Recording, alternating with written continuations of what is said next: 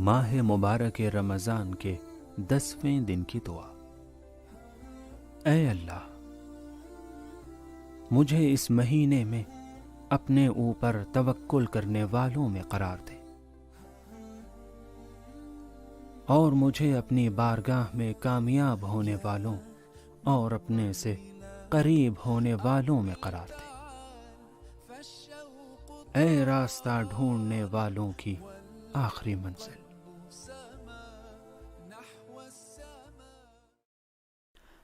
بسم اللہ الرحمن الرحیم، اللہم صلی علی محمد و آل محمد۔ آج 10ویں دن کی دعا میں ہم نے اپنے پروردگار سے مطالبہ کیا کہ پروردگار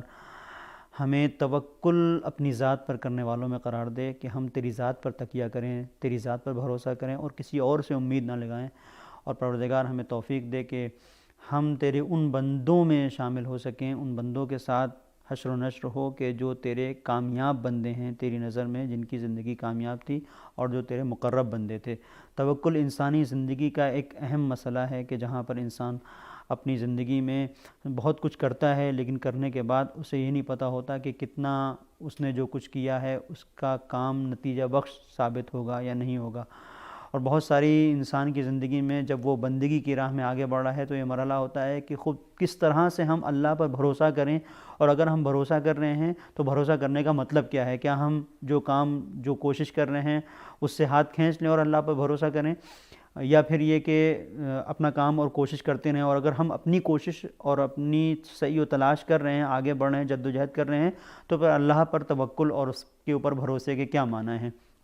آیت اللہ نراقی نے یہاں پر ایک گفتگو کی ہے کہ جہاں پر وہ آپ فرماتے ہیں کہ کچھ چیزیں ایسی ہیں انسان کی زندگی میں جو انسان کے بس میں ہیں، انسان کا ان کے اوپر قابو ہے، انسان کا بس چلتا ہے ان چیزوں کا انجام دینے میں، اور کچھ امور وہ ہیں کہ جو انسان جن سے بے بس ہے۔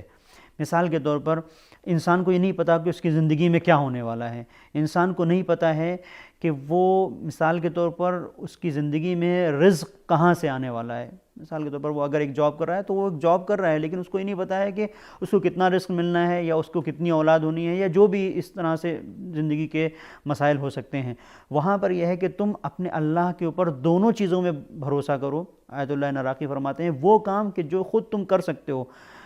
مثلا ایک انسان ڈرائیونگ کر سکتا ہے، اپنی گاڑی کو لے کر ایک شہر سے دوسرے شہر جا سکتا ہے، یہ انسان کے بس میں ہے، لیکن اس چیز میں بھی جو انسان کے بس میں ہے کہا گیا ہے کہ یہاں پر بھی اللہ پر بھروسہ کرو کہ تم ظاہری توانائی تو رکھتے ہو لیکن کچھ پتہ نہیں کہ آگے جا کے کیا ہو جائے، اس لیے خدا کے اوپر تکیہ کرو، خدا کے اوپر بھروسہ کرو کہ جو اللہ پر بھروسہ کرنے والا ہے وہ کامیاب ہے۔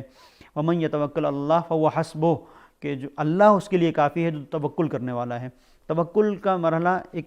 بڑا اور بنیادی مرحلہ ہے کہ جہاں پر ایک مرتبہ ایسا ہوتا ہے کہ انسان کبھی کبھی اس غلط فہمی میں مبتلا ہو جاتا ہے کہ اگر ہم اللہ پر بھروسہ کرنے ہیں تو کیوں محنت کریں، کیوں مشقت کریں۔ شاید اسی کے لیے بہترین ایک مثال یہ ہوگی کہ صرف ہم ہی نہیں، موسیٰ جیسا پیغمبر بھی اس انداز سے ہمیں درس دے رہا ہے، سبق دے رہا ہے کہ توکل کے معنی کیا ہیں، تاکہ ہم متوجہ ہوں۔ کہ روایت میں ہے کہ جناب موسیٰ ایک بار مریض ہوئے اور بنی اسرائیل کے کچھ لوگ دوائیں لے کر جڑی بوٹیوں کی جناب موسیٰ کی خدمت میں حاضر ہوئے اور آپ کو پیش کی کہ ان سے آپ استفادہ کریں تاکہ آپ کو شفا ہو۔ جناب موسیٰ نے انکار کر دیا کہ جس خدا نے مجھے مرض دیا ہے وہی مجھے شفا دینے والا ہے۔ نتیجتاً یہ ہوا کہ فرشتہ وحی نازل ہوا اور کہا کہ موسیٰ اگر اس طرح سے رہو گے تو کبھی بھی تمہیں شفا نہیں ہوگی، اس لیے کہ پروردگار نے جن چیزوں میں شفا قرار دی ہے ان کے ذریعے سے تمہیں شفا ملے گی، اور پروردگار کی حکمت کے اگینسٹ اور اس کے مخالف مت جاؤ، اس لیے کہ پروردگار کی حکمت یہی ہے کہ تم دوا کے ذریعے سے شفا حاصل کرو۔ اگرچہ پروردگار کے سلسلے سے ملتا ہے یا من اسمہ دوا و ذکرہ شفا، کہ جس کا ذکر شفا ہے، جس کا نام خود دوا ہے، یہ پروردگار ہے، لیکن پروردگار نے یہ کہا ہے کہ اگر تم مریض ہوئے تو ڈاکٹر کے پاس جاؤ۔ مثال کے طور پر تمہیں کسی بھی ذریعے سے اگر پروردگار نے کہا ہے کہ تمہیں یہ ذریعہ انجام دینا ہے تاکہ مثال کے طور پر کھانا تمہیں کھانا ہے، کھانا کھاؤ گے تو تمہاری بھوک مٹے گی، بیٹھے رہو گے اور کھانے کے لیے کوئی سامان کو فراہم نہیں کرو گے، مثال کے طور پر آگے نہیں بڑھو گے، تہیہ نہیں کرو گے، بازار نہیں جاؤ گے، مارکیٹ نہیں جاؤ گے، تو ظاہر ہے کچھ نہیں ملے گا، لیکن جب کچھ خریدو گے، لے کے آؤ گے، پکاؤ گے تو پھر تمہیں ملے گا۔ تو یہ پروردگار نے جن چیزوں کو، جن اسباب کو رکھا ہے ان سے ہمیں منہ نہیں موڑنا ہے، یہ ہے توکل۔ توکل کے بعد جو دوسرا مرحلہ ہم نے اپنے پروردگار کی خدمت میں عرض کی کہ پروردگار ہمیں اپنے مقرب بندوں میں جو کامیاب ہیں ان میں قرار دے، تو آج کا یہ دن منسوب ہے حضرت جناب خدیجہ کی وفات سے۔ جناب خدیجہ سلام اللہ علیہا کی زندگی کامیاب ترین زندگی ہے کہ جس میں آپ پروردگار کے نزدیک ہیں، اور اتنا نزدیک ہیں کہ پیغمبر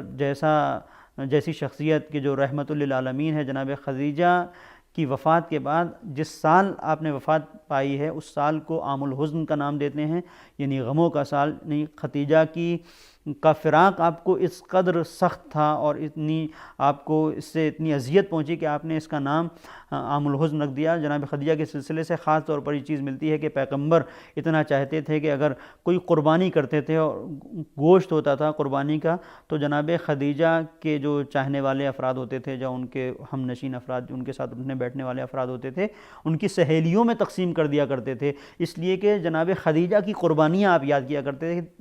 کرتے تھے کہ جناب خدیجہ نے میرے لیے کتنی قربانی دی ہے۔ تو اب ہم آج کے دن یہ دعا کر رہے ہیں کہ پروردگار جہاں ہم توکل کرنے والوں میں قرار پائیں، وہیں ہمارے پروردگار ہمیں تو کامیاب افراد میں قرار دے اور اپنے مقرب بندوں میں ہمیں قرار دے اپنے احسان کے ذریعے سے۔ اے ان لوگوں کی آرزو کہ جن کی انتہائی آرزو تیری ہی ذات ہے۔ پروردگار سے ہم دعا کرتے ہیں کہ پروردگار توفیق بندگی کے ساتھ ساتھ ہمیں یہ صلاحیت دے کہ ہم جناب خدیجہ جیسی عظیم المرتبت خاتون کی شخصیت کو سمجھ سکیں اور ان کی زندگی سے حاصل ہونے والے سبق کو اپنی زندگی میں عملی کر سکیں، ان کی طرح ہم دین کی راہ میں قربانی دیں، اور قربانی دینے کے بعد ہمارے اندر یہ خیال پیدا نہ ہو کہ ہمارا تھا، جو کچھ ہے وہ خدا کا ہے۔ یہ جناب خدیجہ کا عمل ہمیں بتاتا ہے۔ وصلی اللہ علی محمد و آلہ الطاہرین۔